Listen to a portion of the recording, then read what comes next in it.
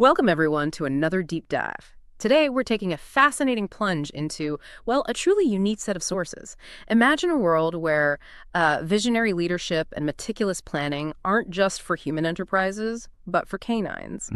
We're going to explore the ambitious blueprint for something called Barkridge. And along the way, we'll unpack the precise language that gives this extraordinary vision its shape and substance. It's a remarkable journey, really, into an unexpected realm. Our sources today center on Barkridge, which is a proposed psychosocial retreat specifically designed for dogs. Psychosocial retreat. Okay. Yeah, it's a blueprint that goes far beyond typical canine care. And understanding the specific terminology surrounding it offers, I think, invaluable insights into its ambition, its scope, and even its surprising realism. Consider this your express pass to understanding a topic you didn't even know you were curious about, but trust me, you probably will be.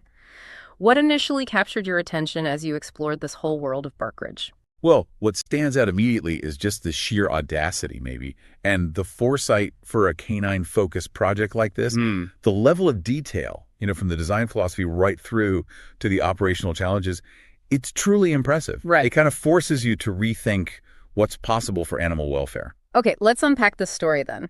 Our primary source introduces Barkridge as Rocky's ambitious and heartfelt vision. And Rocky, just so we're clear, is a black and tan short-hair dachshund. A dachshund with big dreams. Exactly. Dreams far beyond chasing squirrels or just digging holes. He believes Barkridge is more than fenced squares and muddy tennis balls. That's quite a statement for a dog, isn't it? It really is. Rocky's vision elevates the whole concept of canine well-being. Yeah. Its core purpose, the source's state, is to provide order, recovery, and purpose. Order, recovery, purpose. And this is where that term psychosocial comes into play. It signals a deliberate focus on the animal's mental health and social integration. It's moving beyond just physical containment or, exercise. Ah, okay, so it's a more holistic thing. A very sophisticated approach, yeah. It mirrors human therapeutic practices, but applied directly to canine care. That's a significant shift in thinking. And the design itself sounds incredibly innovative. Far beyond a typical doggy daycare. We're talking oriental garden paths and exotic scent trails. What's the thinking behind those specific choices? How do they fit into this psychosocial goal? Well, those design elements seem critical. The oriental garden paths, they suggest a structured, almost contemplative environment, encouraging calm movement and exploration maybe, rather than just chaotic running. Right, less mayhem. Exactly. Yeah. Exotic scent trails. Yeah. Well, they tap into a dog's primary scent smell, but in a new way. It's about providing rich, stimulating sensory experiences that are mentally engaging and therapeutic, not just physically demanding. That makes sense. And even Scarlet, she's a red, long-haired dachshund, Rocky's proposed co-leader. She gives the blueprint a positive review. She notes its good spacing and dappled shade. Dappled shade. We'll come back to that word. Yeah, and it speaks to the meticulous attention to detail, creating a calming, visually nice environment. That attention to detail really does elevate the vision. And speaking of Scarlet, the leadership structure sounds fascinating. Rocky offers her a full partnership, co-lead status. Yes, equal weight and equal build is how the source puts it. How are their roles defined? Is it clear? Surprisingly clear, yes, and complementary.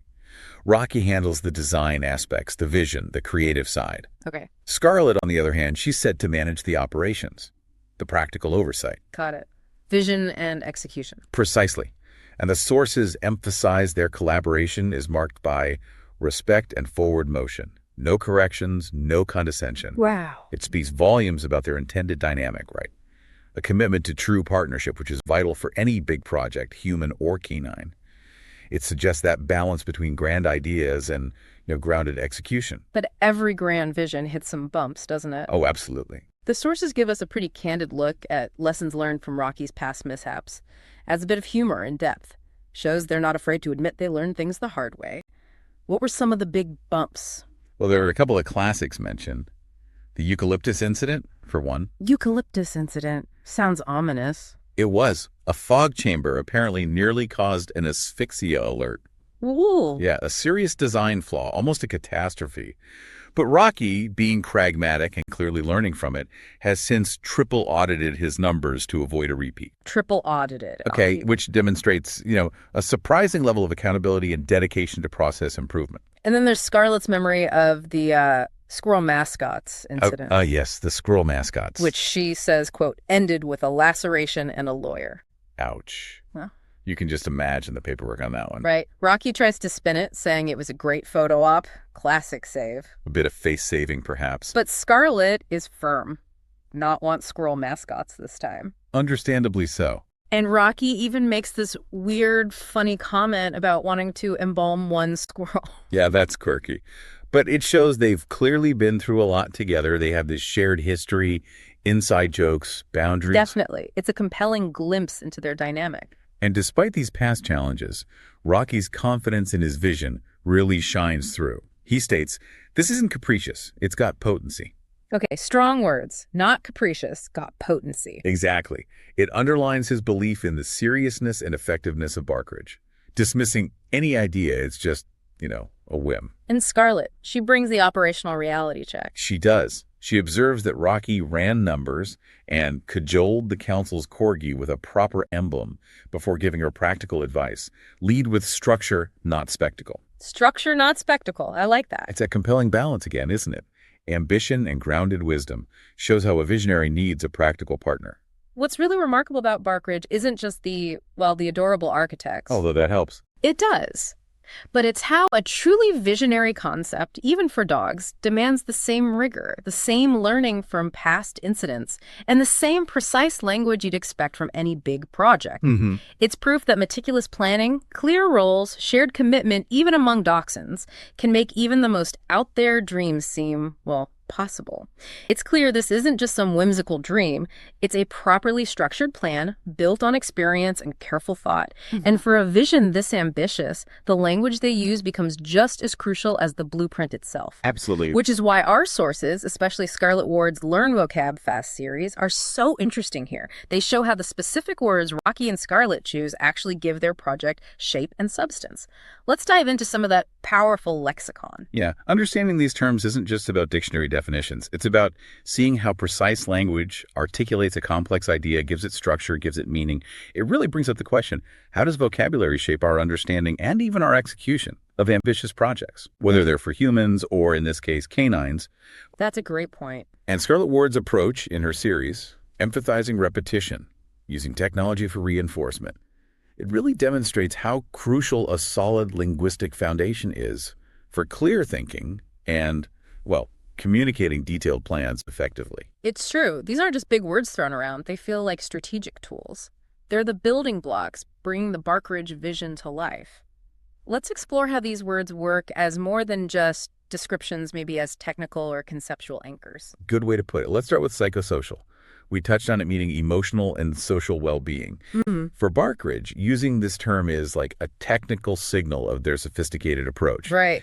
It says, this isn't just a dog park. It's a retreat designed to improve a dog's mental and social health. That's a significant leap in canine care thinking. It elevates the whole thing. Exactly. From basic needs to holistic well-being. Okay, and when Scarlet notes the blueprint has dappled shade, you mentioned that word earlier, dappled meaning marked with patches of light and shadow. It's not just a pretty description, is it? What does it tell us about the intended experience there? Precisely. It suggests a deliberate aesthetic choice, sure, but one that aims to create a calming, natural environment. It's about the sensory experience, the therapeutic ambiance. Using dappled suggests a real design consideration for light and shadow to enhance the atmosphere. Which links back to the psychosocial goals. Exactly. Crucial for those goals. Moving to those lessons learned the hard way, the eucalyptus incident brought them close to an asphyxia alert. That's a very specific medical-sounding term. Yeah. A condition caused by insufficient oxygen intake. What does its use in their story tell us? It immediately highlights the very real, potentially life-threatening stakes involved if design flaws aren't caught.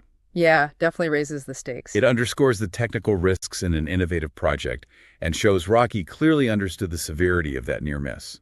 It's a stark reminder about safety protocols. And speaking of learning from mistakes, Rocky's commitment shows in his audit of the numbers, an audit being an inspection or detailed review. What does his triple audit say about his approach now? Well, an audit itself is a critical technical process, right? Verifying accuracy, mitigating risk. Rocky doing a triple audit isn't just checking figures. It signals a deep commitment to operational integrity, financial stability, especially after past failures. Shows he's serious about accountability. A sophisticated understanding of business accountability, yeah. Even for a dachshund. Okay, now, the infamous squirrel mascots, Scarlet's very precise wording, it ended with a laceration and a lawyer. Quite vivid. Laceration, a deep cut or injury. Why use that specific term? What impact does it have? Because it grounds the humor in a very real, painful consequence. Right, it's funny. But not really funny at the time, probably. It turns the anecdote into a cautionary tale. The specific detail, laceration, emphasizes the actual physical harm. It validates Scarlet's firm stance against repeating it and highlights the need to anticipate negative outcomes.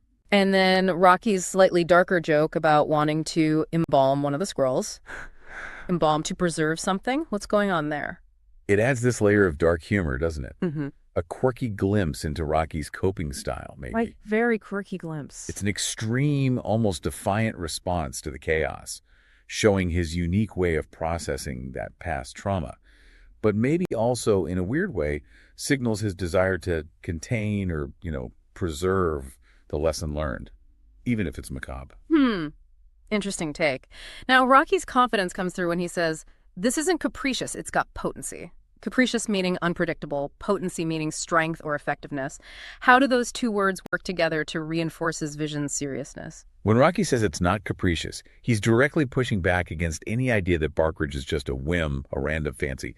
He's saying deliberate, thought out. Okay. And then claiming it has potency, he's asserting its power, its transformative effect, technically speaking, on canine well-being. Together, they paint this picture of a carefully designed, impactful project, not to be dismissed lightly. And Scarlet also mentions that Rocky cajoled the council's corgi with a proper emblem. Cajoled. Persuaded gently or with charm. Emblem. A symbol or representative design. What does this little detail tell us about the politics involved, even dog politics? It tells us that even visionary projects need political maneuvering and skillful persuasion. True. Rocky didn't just demand, he cajoled. That shows diplomatic finesse. And using a proper emblem highlights the importance of symbolism, branding, formal presentation, all needed to gain legitimacy, even when your council is represented by a corgi. It's strategic. It's about getting buy-in. The whole Barkridge concept is fundamentally a proposal, a formal plan or suggestion. How does just framing it that way underscore its serious intent? Well, calling it a proposal immediately signifies a structured official approach. It says this is ready for consideration for evaluation. Not just napkin scribbles. Exactly. It's not just an idea. It's a comprehensive blueprint put forward for formal approval. That implies thorough planning and a readiness for scrutiny. It's a technical term indicating a specific stage in project development. And back to the design elements. Oriental garden paths, exotic scent trails, Oriental relating to East Asian design, exotic, strikingly unusual or different. Why are these particular descriptors important for understanding the unique feel Barkridge is aiming for? They immediately signal a deliberate step away from the ordinary dog run. Oriental design suggests tranquility, balance, thoughtful landscaping supporting those order and recovery goals. Right. And exotic suggests novel sensory stimulation, something beyond the usual sniffing spots, pushing the boundaries of what a canine retreat can offer. These words are key to grasping the innovative, multisensory environment Rocky envisioned. Conceptually, then, you could see Rocky as a pioneer, the definition being a person among the first to explore or develop a new area or idea. Does that fit? Oh, absolutely. I think pioneer fits perfectly. His vision for a psychosocial canine retreat is groundbreaking. It establishes a new kind of animal care, integrating mental and emotional health with physical activity. It feels like an innovative leap in understanding and addressing the complex needs of dogs, really pushing beyond traditional animal welfare. Finally, Rocky's vision aims for Barkridge to emanate order, recovery, and purpose. Emanate, to flow out from a source, or to emit. What does that specific verb convey about the intended impact of the place? Emanate suggests an active, outward-flowing influence. It's not just that Barkridge provides these things passively. It implies they will radiate from the environment itself, deeply affecting the dogs within it. A transformative, pervasive, positive influence on their well-being, a continuous impact. It really is fascinating how these specific terms, the ones Scarlet Ward defines in her vocabulary resources, just come alive inside the Barkridge story. It shows how understanding words deeply helps us grasp even really ambitious, detailed plans. These aren't just random words. They feel like the actual building blocks of Rocky and Scarlet's dream. And it's not just knowing the words, is it? It's how Rocky and Scarlet use them. They're strategic tools. Psychosocial turns a dog park into something more profound. Audit builds trust after mistakes. Cajoling with an emblem shows political smarts. The real insight here might be how precise language can transform a seemingly whimsical idea into a concrete, credible proposal, even for, well, canine council members. We've journeyed through this really ambitious vision of Barkridge today, from Rocky's big dreams and Scarlet's practical leadership To the funny hiccups and the serious commitment to a truly psychosocial canine retreat. It's a tale of innovation, partnership, learning, and it applies far beyond the world of dachshunds, I think. Definitely. And we've seen how precise vocabulary isn't just window dressing. It's essential for articulating complex ideas, understanding detailed designs, even appreciating the humor and challenges in a story like this. Every word seems to serve a purpose in building the full picture, letting us really grasp the depth of this vision. Clarity of language leads to clarity of thought and action. So here's maybe a final thought for you, the listener, to mull over. If a dachshund can envision a retreat that aims to emanate order, recovery, and purpose, and can articulate it with such precise, potent language, what kind of new potential might you uncover by paying closer attention to the precise language, the definitions that underpin the big ideas in your own life? Yeah, consider how maybe a deeper dive into the lexicon of your own goals, or even the challenges you face, might clarify your path forward. Just like it seems to have done for the visionaries of Barkridge. The words we choose and the ones we truly understand, they really do shape our reality and our ability to build it. Until next time, keep digging for those insights and keep expanding your own personal lexicon.